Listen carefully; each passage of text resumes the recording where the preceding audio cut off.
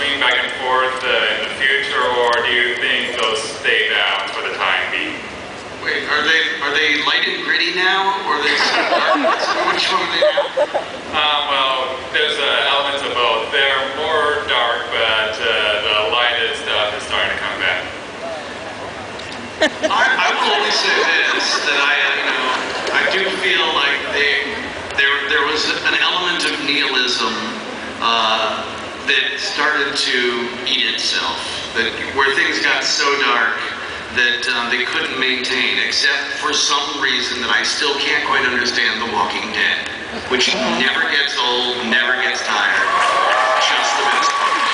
But I did feel like, even in some of the mainstream comics, they were getting really cavalier about killing lots of people and everybody dark, and I think ultimately that does have to swing back a little bit too. They are heroes, right? They're a better version of us.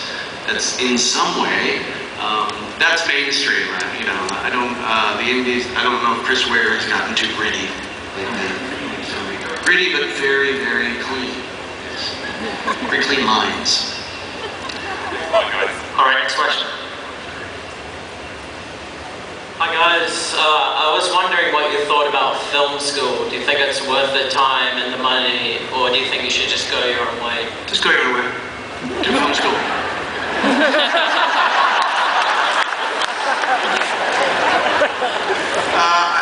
I think that now, given the technology that exists, the resources, the fact that you can watch movies and then make them sort of at home all day, it feels like there's less of a need for it. But it's certainly nice. The best thing about it is the community that you develop. I think being in a film school, having said that I did not go to one, I personally feel like, my father gave me advice when I was going off to college, which was go learn what to make movies about, not how to make movies. And it was sort of the best advice I ever got.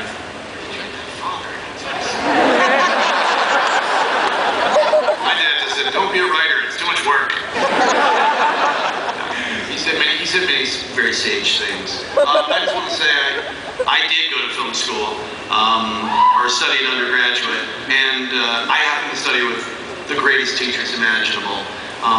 It's kind of a crapshoot, though. It's very easy to, like drama or any other creative subject, have just one teacher who can suck the joy out of the medium forever. So it's dicey, and I think what I remember about it was not just what I learned in film school, but the fact that it was in me all the time, that after a day of watching movies all day, which we couldn't do then, there was no home video back when I was a lad and hamburgers were a nickel. I would go home and watch, Beastmaster at 3 o'clock in the morning because I just needed more film. So it was the internalization of the thing that really mattered, and that is something you can do without the school. If you love it, if you need it, if you're obsessive about it, the school is where you find it. Yeah, we have time for one more question. It better be the best one. The best. Okay. I'm asking a question on behalf of my brother who couldn't be here.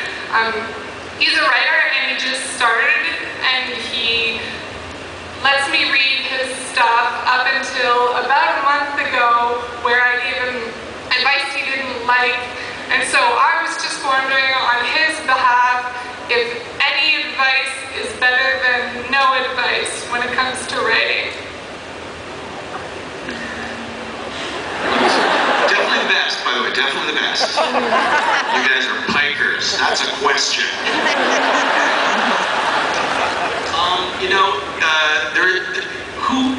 What's more fun than getting notes?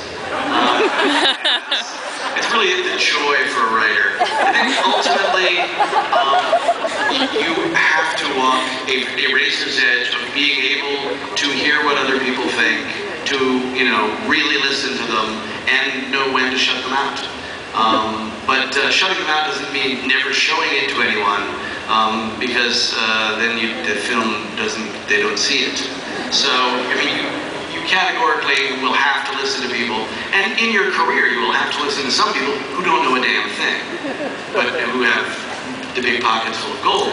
And but even that person can tell you something that is necessary for your story, as long as you are listening and you understand. If you feel confident about the story yourself, if you feel you understand where it's coming from and what it's trying to accomplish and how it's doing that, then you should be able to withstand what other people think and incorporate what's good about what other people think. I don't just mean compliments, I mean criticism as well. If you can't withstand that, then maybe there is something wrong with what you're making. I think your brother needs to chill. He gave you the script to read? And he asked you for notes? Yes, he did. And you gave them to him? Yes. And he yelled at you? Well, he stopped talking. What's his number? No, here's the thing. Josh is right. When you have an idea and it's faulty, and someone gives you a note, and it can't defend itself, then there's something that's wrong with it. So I think what you said is right. That he probably does. He's probably going to get defensive because he's unable to defend the very thing that he gave you to read. But if he gave it to you and asked for notes, you gave it to him. You didn't steal the script and read it. You did your job. Thank you. Thank you.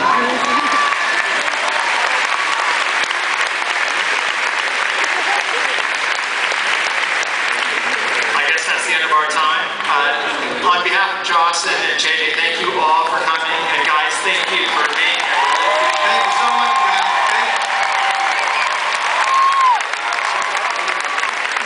Ladies and gentlemen, let's hear it for Entertainment Weekly's The Visionaries and our special guests, J.J. Abrams, Josh Whedon, Josh? our guest moderator, Chip Jensen. I swear he just called him Josh. He did.